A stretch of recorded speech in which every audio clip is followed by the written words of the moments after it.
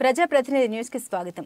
భద్రాచల పుణ్యక్షేత్రంలో సీతారాముల కళ్యాణానికి గోటితో ఒలిచిన తలంబ్రాలు మాత్రమే ఉపయోగిస్తారు.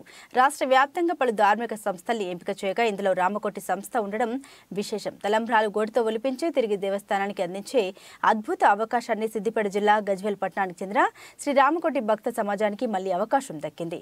గత 25 సంవత్సరాల నుండి నిర్విరామంగా రామనామమే ప్రాణంగా రామకోటి వ్యాపిస్తున్న ఆధ్యాత్మిక కృషి పట్టుదలను భద్రాచల దేవస్థానం గుర్తించి కోటి తలంబ్రాల దీక్షలో స్థానం కల్పించింది. సోమవారం రోజు 150 కిలోల గోటి తలంబ్రాలకు ప్రత్యేక పూజలు జరిపి భద్రాచల దేవస్థాన ఏఈఓ శ్రవణ్ కుమార్ గారు శ్రీ రామకోటి భక్త సమాజం వ్యవస్థాపక అధ్యక్షులు రామకోటి రామరాజు గారిని దేవస్థానంలో శాల్వ కప్పి ఘనంగా సన్మానించి గోటి తలంబ్రాలు అందజేశారు.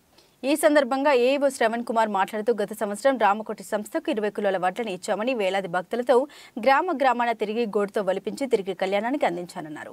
ఈ కార్యక్రమం అద్భుతంగా నిర్వహించినందుకు గాను ఈ సంవత్సరం ఏకంగా 150 కిలోల గోటి తలంబ్రాల్ని అందించామని తెలిపారు. ఏ సంస్థకు ఇంత పెద్ద అవకాశాన్ని ఇవ్వలేదని, కేవలం రామకోటి సంస్థకు మాత్రమే ఇచ్చామని రామకోటి రామరాజు చేస్తున్న ఆధ్యాత్మిక భక్తి అమోఘమని భద్రాచల దేవస్థానం తెలిపింది. ఈరోజు మన ప్రాంతానికి చెందిన మన రామకోటి రామరాజు భద్రాచల దేవస్థానం శ్రీ సీతారామచంద్ర స్వామి వారిని దర్శించుకున్నారు.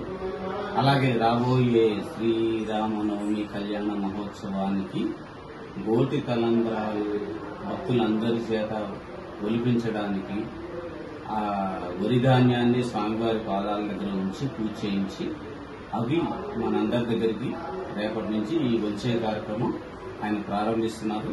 ఈ కార్యక్రమంలో పాల్గొనే వారందరికీ భద్రాచల శ్రీ సీతారామచంద్ర స్వామి వారి దివ్య ఆశీస్సులు ఉంటాయని, అందరూ సర్వేజన సుఖినో భవత్, అందరూ చల్లగా ఉండాలి. జై శ్రీరామ్.